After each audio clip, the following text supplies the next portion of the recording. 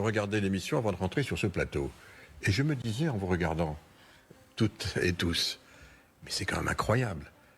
Les élections ont eu lieu hier, et aujourd'hui, on est en train de parler de quelque chose qu'on ne voulait voir, qu'on ne pouvait concevoir, c'est-à-dire les conditions de l'arrêt de la guerre en Ukraine.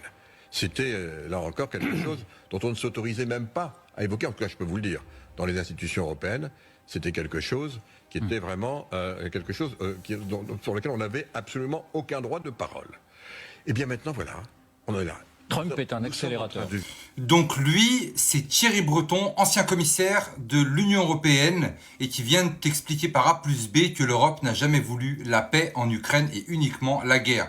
Voilà, il vient de t'expliquer en fait que lui, il décide de rien à Bruxelles, que tout est géré plus haut. Donc merci de nous rappeler que l'Europe à Bruxelles ne sert absolument à prendre aucune décision pour nous, pour la paix. Tu viens de nous prouver par A plus B que c'est les États-Unis qui gèrent ça et uniquement les États-Unis. Voilà, il a fallu attendre l'arrivée de Donald Trump pour parler de paix et avant ça, il n'a jamais été question.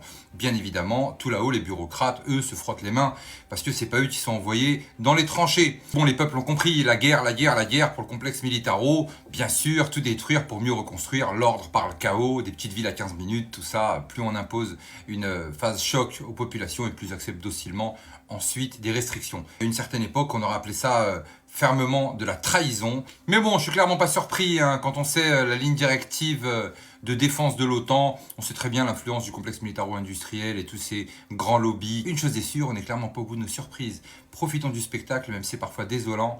Les gens se réveillent, l'humanité s'éveille et c'est ce qui est le plus intéressant. Prenez soin de vous et je vous dis à très bientôt.